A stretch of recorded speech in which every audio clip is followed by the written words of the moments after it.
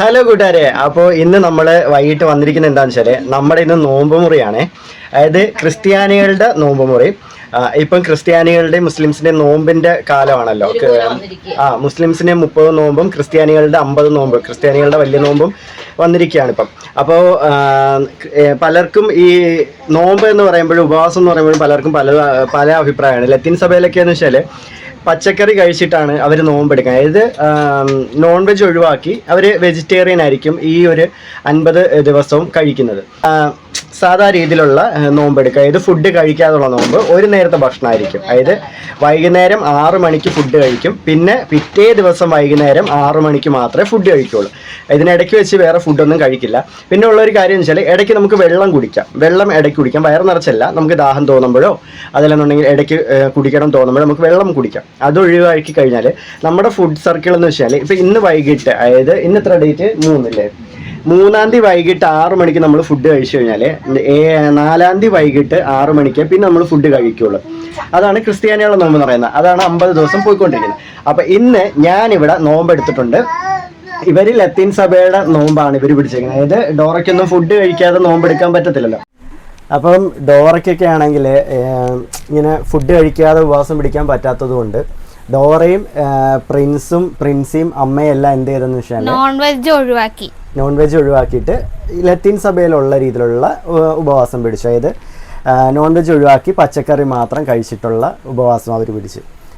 നമ്മൾ സാധാരണ ക്രിസ്ത്യാനിസ് പിടിക്കുന്ന കണക്കുള്ള ഉപവാസം ഞാൻ പിടിച്ചു. അതായത് ഫുഡ് കഴിക്കാതുള്ള നോമ്പ് പിടിച്ചു. അപ്പം ഇന്ന് നോമ്പ് ഇപ്പം ഞങ്ങൾ മുറിക്കാൻ പോവാണ്. ഇപ്പോൾ ഡോറയാണെങ്കിൽ കുളിച്ചിട്ട് വന്ന് വിളക്ക് കത്തിച്ചു. ഇനി നമ്മളാണെങ്കിൽ ഈ വിളക്ക് നമ്മളിവിടെ സാധാരണ കത്തിക്കുന്നത് വെച്ചാൽ ശാബത്തിൻ്റെ അന്നും, അതായത് ഉയർപ്പ് തിരുനാളിൻ്റെ അന്ന്, ഉയർപ്പ് ഞായറിൻ്റെ അന്നും നമ്മളിത് കത്തിക്കുന്നത്. അപ്പം നമ്മൾ തൂക്കുവിളക്ക് കത്തിക്കുകയാണ്. നമ്മുടെ ക്രിസ്ത്യാനികളുടെ വിളക്കിൻ്റെ കാലിൻ്റെ രീതി എങ്ങനെയാണെന്ന് വെച്ചാൽ 7ഉം 9ഉം ആണ് നമ്മുടെ ക്രിസ്ത്യാനികളുടെ വിളക്ക് കത്തിക്കുന്ന കാലിൻ്റെ ഇത്, അതായത് തിരിയിടുന്ന നാളത്തിൻ്റെത്. പലർക്കും അറിയത്തില്ല. ഇതൊക്കെ ഞാനാണെങ്കിൽ ഇങ്ങനെ കുറേ റിസർച്ച് ചെയ്ത് കണ്ടുപിടിച്ച കാര്യങ്ങളൊക്കെയാണ്. എനിക്കിങ്ങനെ പക്ഷേ ഒരു കാര്യം, ഈ വിളക്ക് ഇങ്ങനെ ക്രിസ്ത്യൻസ് ഇങ്ങനെ വീടുകളിൽ കത്തിക്കുന്നുള്ള കാര്യം എനിക്കറിയത്തില്ലായിരുന്നു. ഞാനിവിടെ ഇച്ചായം കത്തിക്കുന്നു. നമ്മള് ക്രിസ്ത്യാനികളുടെ പാരമ്പര്യം എന്ന് വെച്ചാൽ യഹൂദ പാരമ്പര്യമാണ് നമ്മുടെ എല്ലാ ക്രിസ്ത്യാനികളുടെയും പാരമ്പര്യം എന്ന് പറയുന്നത്. കൽദായ പാരമ്പര്യം എന്നൊക്കെ പറയുന്ന കണക്ക്. പക്ഷെ പലർക്കും അതറിയില്ല. നമ്മളൊക്കെ ഇപ്പോൾ ഭയങ്കര മോഡേൺ ആയിട്ടല്ലേ എല്ലാ കാര്യങ്ങളും ചെയ്യുന്നത്. അതുകൊണ്ട് നമ്മുടെ പാരമ്പര്യം കാര്യങ്ങളൊക്കെ നമ്മുടെ കയ്യിൽ നിന്ന് പോയിട്ടുണ്ട്. പക്ഷെ എനിക്കെന്ന് വെച്ചാൽ എൻ്റെ അതേ പാരമ്പര്യം, നമ്മുടെ മുൻ തലമുറക്കാർ പിന്തുടർന്ന പാരമ്പര്യം അങ്ങനെ കൊണ്ടുപോകുന്നതിനോടാണ് എനിക്ക് കൂടുതലും താല്പര്യമുള്ളത്. അത് തന്നെയാണ് ഞാനിവിടെ പിന്തുടർന്നുകൊണ്ട് പോകുന്നതും. എനിക്ക് ഭയങ്കര ഇഷ്ടമാണ് നമ്മുടെ പാരമ്പര്യത്തെ മുറുകെ പിടിക്കുന്നതേ. നമ്മുടെ ക്രിസ്ത്യാനികളുടെ എല്ലാം നമ്മൾ ദൈവത്തിന് മുൻപിൽ ഈ വെച്ചേക്കുന്ന അരി, വെള്ളം, അതുപോലെ തന്നെ നമ്മൾ പൈസ വെച്ചിട്ടുണ്ട്. ഇതൊക്കെയെന്ന് വെച്ചാൽ യഹൂദ പാരമ്പര്യ പ്രകാരം അവരുടെ സിനഗോഗിൽ വെക്കുന്നതാണ്. അപ്പം പുളിപ്പില്ലാത്ത അപ്പം വെക്കാറുണ്ട്, വെള്ളം വെക്കാറുണ്ട്, അതുപോലെ തന്നെ ധനം വെക്കാറുണ്ട്, സ്വർണം വെക്കാറുണ്ട്.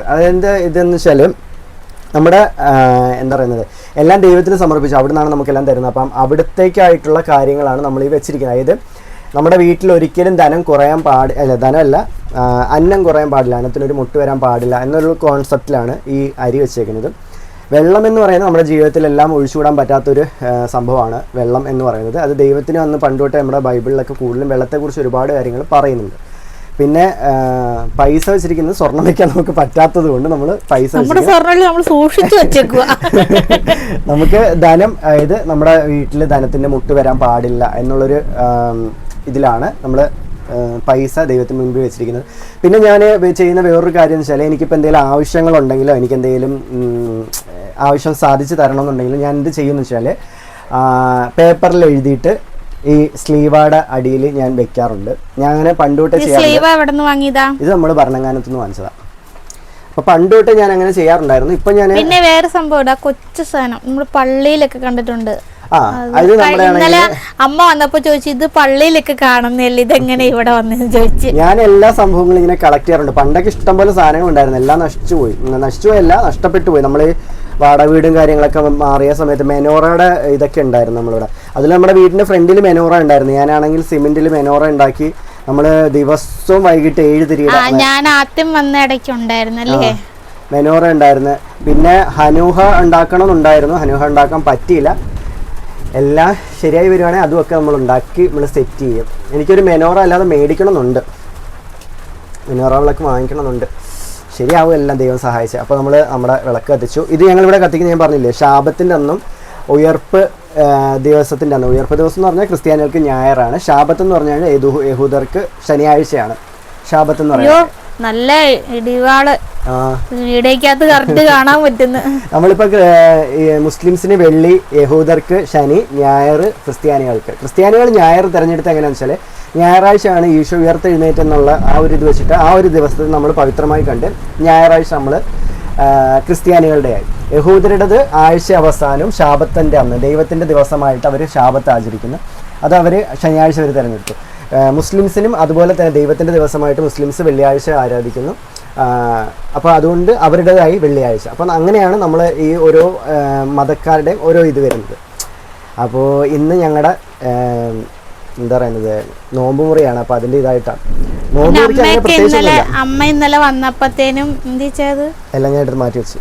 മറ്റേ മാതാവിന്റെ നെയ്യിലെ എണ്ണയും തേനൊക്കെ കൊണ്ടുവന്നായിരുന്നു കേട്ടോ. നമുക്ക് എനിക്ക് ആ ഒരു വിശ്വാസം ഉള്ളതുകൊണ്ടാണ്, എല്ലാവർക്കും ഒരുപോലെ അല്ലല്ലോ. പിന്നെ ഞാൻ മാത്രമാണ് നോമ്പ് എടുത്തത് കൊണ്ട് നമ്മളങ്ങനെ നോമ്പ് മുറിക്കായിട്ടുള്ള വിഭവങ്ങളൊന്നും നമ്മളങ്ങനെ സെറ്റ് ചെയ്തിട്ടില്ല.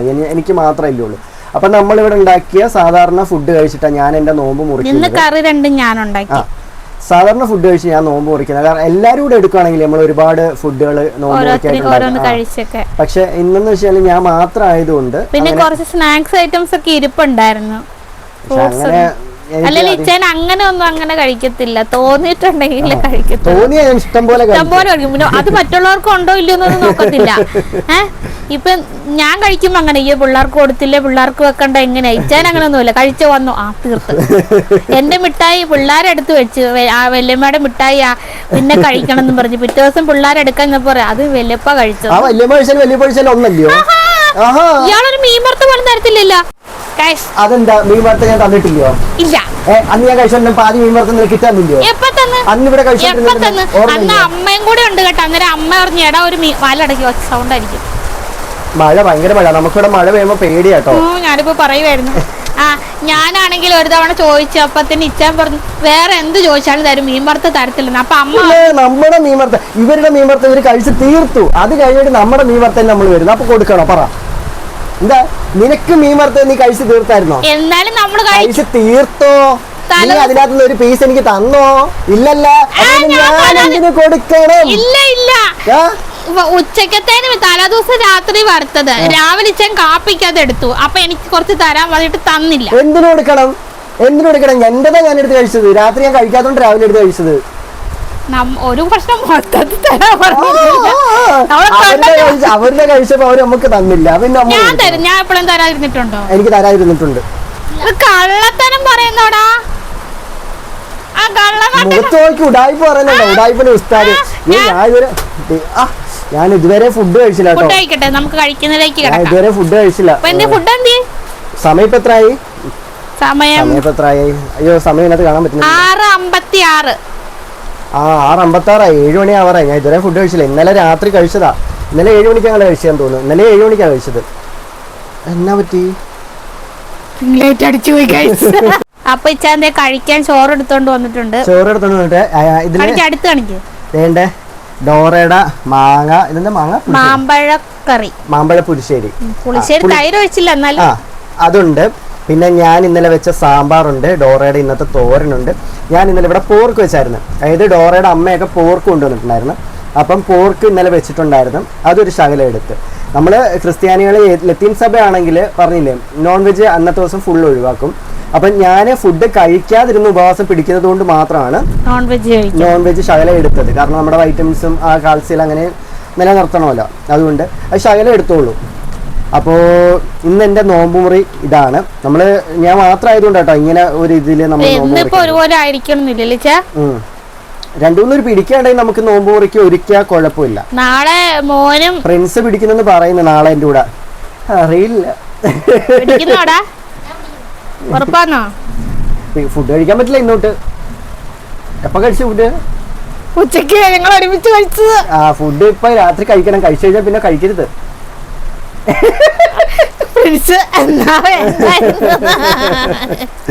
അങ്ങനെ ഞാന് ലീശോ ശലി ലോഹിം അങ്ങനെ നോമ്പ് മുറിച്ച് ഞാനും. നമ്മൾ ഈ വിശന്നിരുന്നിട്ട് കഴിക്കുമ്പോൾ ഒരു പ്രത്യേകത എന്ന് വെച്ചാൽ അധികം കഴിക്കാൻ പറ്റത്തില്ല. ഒരിച്ചിരി കഴിക്കുമ്പോൾ തന്നെ നമുക്ക് എനിക്കെന്ന് വെച്ചിട്ടുണ്ടെങ്കിൽ ഉണ്ടല്ലോ കുറച്ചുള്ളതിലും കുറച്ച് സമയത്തിന് ഒരു അപ്പമായാലും കുറച്ച് ചോറായാലും കഴിക്കണം. അല്ലെങ്കിൽ എനിക്ക് പെട്ടെന്ന് എനിക്കും എൻ്റെ അമ്മയ്ക്കും അതെ കേട്ടാ തല ഇറങ്ങുന്ന പോലെ ഛർദ്ദിക്കാൻ വരുന്ന പോലെ അസ്വസ്ഥത ഉണ്ടാവും. പിന്നെ ഇപ്പൊ ഇച്ചാന്ന് വെച്ചാൽ ഇന്നലെ രാത്രി കഴിച്ചിട്ട് ശരിക്കും പറഞ്ഞ എത്ര മണിക്കൂർ 24 മണിക്കൂർ ആയി. അന്നേരം കഴിക്കാൻ പറഞ്ഞാൽ പറ്റത്തില്ല. കാരണം എനിക്ക് സിസേറിയൻ കഴിഞ്ഞ് കിടന്നപ്പോൾ അങ്ങനെയായിരുന്നു. 6 മണിക്കൂർ ശേഷമല്ല. അപ്പം ജസ്റ്റ് വെള്ളം മാത്രമേ കഞ്ഞി ക്രിസ്ത്യാനികളുടെ നോമ്പ് എന്ന് പറയുമ്പോൾ എല്ലാവരും വിചാരിക്കും അത് വളരെ സിമ്പിൾ ആണെന്ന് വിചാരിക്കുന്നത്. പക്ഷെ ക്രിസ്ത്യാനികളുടെ നോമ്പ് എന്ന് വെച്ചാൽ ഇവർ 24 മണിക്കൂറിനുള്ളിലാണ് ഫുഡ് കഴിക്കുന്നത്. അതായത് ഒരു നേരെ കഴിക്കാൻ പറ്റുള്ളൂ. ഇപ്പം 6 മണിക്ക് ഇന്ന് വൈകിട്ട് 6 മണിക്ക് കഴിച്ചു കഴിഞ്ഞാൽ നാളെ വൈകിട്ട് 6 മണിക്ക് കഴിക്കും. 24 മണിക്കൂറായി. അപ്പോൾ 24 മണിക്കൂറിനിടയ്ക്ക് ഒരു നേരത്തെ ഫുഡ് അവർ കഴിക്കുന്നത്. ഇതിലേക്ക് വെള്ളം കുടിക്കുന്നതനുസരിച്ച് നമുക്ക് ദാഹം വരുമ്പോൾ ഞാൻ പറഞ്ഞില്ലേ വിശപ്പിന് വേണ്ടിയിട്ടല്ല വെള്ളം കുടിക്കുന്നത്. ദാഹം വരുമ്പോഴും തൊണ്ട വരളുമ്പം അങ്ങനെയൊക്കെ നമ്മൾ കുടിക്കുന്നത്. പിന്നെ നമ്മളെന്ന് വെച്ചാൽ ഈ നോമ്പ് എടുത്തുകൊണ്ട് തന്നെ നമ്മൾ ജോലിയും കാര്യങ്ങളെല്ലാം ചെയ്യും. അപ്പോൾ ആ സമയത്ത് നമുക്ക് ക്ഷീണം വരും. ക്ഷീണം വരുന്ന സമയത്ത് നമ്മൾ ചെറുതായിട്ട് വെള്ളം കുടിക്കും. അന്നുള്ളതല്ലാതെ വെള്ളം അങ്ങനെ വയറ് നിറച്ച് കുടിക്കാറില്ല. അതുകൊണ്ട് തന്നെ ഭയങ്കര പാടാണ് ഈ ഒരു നോമ്പ് നമുക്ക് പിടിക്കാനായിട്ട്. കാരണം ഒരു നേരത്തെ ഫുഡും കഴിച്ചിട്ട് നമുക്ക് അങ്ങനെ നിൽക്കാനായിട്ട് പറ്റത്തില്ല. എല്ലാവർക്കും അറിയാമല്ലോ, നമ്മളിപ്പം 1-2 നേരം ഫുഡ് കഴിക്കുകയാണെങ്കിൽ പിന്നെയും കുഴപ്പമില്ല. പക്ഷെ ഒരു നേരത്തെ ഫുഡ് എന്ന് പറയുമ്പോഴത്തേക്കും ഒരാൾക്കാർക്ക് നിൽക്കാൻ പറ്റില്ല. അത്രയും കട്ടിയായിട്ടാണ് ക്രിസ്ത്യാനികളുടെ നോമ്പെന്ന് പറയുന്നത്. അതുകൊണ്ടായിരിക്കാം പണ്ട് നമ്മളെ ഇവിടേക്ക് വന്ന കുറേ ആൾക്കാർ നമ്മുടെ നോമ്പിനെ തിരിച്ചങ്ങോട്ട് മറിച്ചിട്ടത്. അറിയില്ല എന്താണെന്ന്. എന്തായാലും ഇത് ഞാനിപ്പം ഇത് ഫുഡ് കഴിക്കുന്നല്ലോ, നമ്മുടെ ഈ ചില ആൾക്കാർ ഇത് ഞാൻ ഈ ബെന്തിക്കോസ് സഭയിലുള്ള ആൾക്കാരെയൊക്കെ പരിചയപ്പെട്ടിട്ടുണ്ടായിരുന്നു. അപ്പോൾ അവരൊക്കെ എങ്ങനെയാണെന്ന് വെച്ചാൽ 2-3 ദിവസം ഫുഡ് കഴിക്കില്ല, വെള്ളം മാത്രം കുടിച്ചുകൊണ്ട് ഉപവാസം പിടിക്കുന്ന ആൾക്കാരുണ്ട്. അതുപോലെ തന്നെ ഞാൻ ഈ നോമ്പിനെ കുറിച്ച് ഏറ്റവും കൂടുതൽ അറിയുന്നത് നമ്മുടെ തൃശ്ശൂരുള്ള കൽതായ സഭയിൽ നിന്നാണ്. തൃശ്ശൂർ ആ സ്ഥലപ്പേര് പറഞ്ഞത് ശക്തൻ തമ്പുരാൻ പണിത് കൊടുത്തൊരു പള്ളിയുണ്ട് തൃശ്ശൂർ. അവിടെ നിന്നാണ് ഞാൻ ഇതിനെക്കുറിച്ച് ഈ നോമ്പിനെക്കുറിച്ച് കൂടുതലായിട്ട് അറിയുന്നത്. അപ്പോൾ അവരൊക്കെയെന്ന് വെച്ചാൽ 2 ദിവസം 3 ദിവസമൊക്കെ ഫുഡ് കഴിക്കാതിരുന്ന് നോമ്പ് ഉപവാസം പിടിക്കുന്ന ആൾക്കാരുണ്ട്. അതൊക്കെ ഭയങ്കര പാടാണ് അങ്ങനെയൊക്കെ പിടിക്കുന്നത്. എനിക്ക് അങ്ങനെയൊന്നും പറ്റത്തില്ല, നമ്മുടെ കണ്ടീഷൻ അങ്ങനെയൊന്നും അല്ല. പിന്നെ നമ്മുടെ ബൈബിളിൽ പറയുന്നുണ്ട് ഈശോ ആണെങ്കിൽ ജലപാനമില്ലാതെ ഉപവാസിച്ച് നിന്നേന്ന് പറയുന്നുണ്ട്. അതിനുശേഷം വിഷന്നപ്പോഴാണ് ഈശോ ആണെങ്കിൽ മലയിറങ്ങി വരുന്നതും നമ്മുടെ സാത്താനാണെങ്കിൽ പരീക്ഷിക്കുന്നതൊക്കെ ആ സമയത്താണ്. അപ്പം അങ്ങനെയുള്ള കുറേ കാര്യങ്ങളൊക്കെ ഉണ്ടല്ലോ. എന്തായാലും നമ്മുടെ ഒരു ചെറിയ നോമ്പുമുറി വീഡിയോ ആയിരുന്നു ഇത്.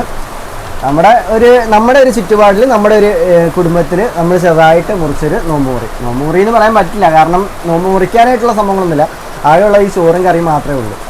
അപ്പോൾ കൂട്ടുകാരെ, നമ്മുടെ ഈ വീഡിയോ ഇഷ്ടപ്പെട്ടാൽ എല്ലാവരും നമുക്ക് ലൈക്ക് ചെയ്ത് ഷെയർ ചെയ്ത് സപ്പോർട്ട് ചെയ്യുക. അപ്പോൾ ഇതുപോലുള്ള കുറേ അധികം വീഡിയോസ് നമ്മൾ കുറേ കൊണ്ടുവരുന്നതായിരിക്കും. കാര്യം പറഞ്ഞ് കുറെ വീഡിയോ ഉണ്ട്, എഡിറ്റ് ചെയ്യാൻ കിടപ്പുണ്ട് കേട്ടോ. നിങ്ങളെ പ്രതീക്ഷിക്കാത്ത ചില വീഡിയോസ് ഒക്കെ വരുന്നതായിരിക്കും. അതാ. അപ്പൊ ഇന്നത്തെ വീഡിയോ ഇഷ്ടപ്പെട്ടെങ്കിൽ ഷെയർ ചെയ്ത് സപ്പോർട്ട് ചെയ്യുക. Okay, by.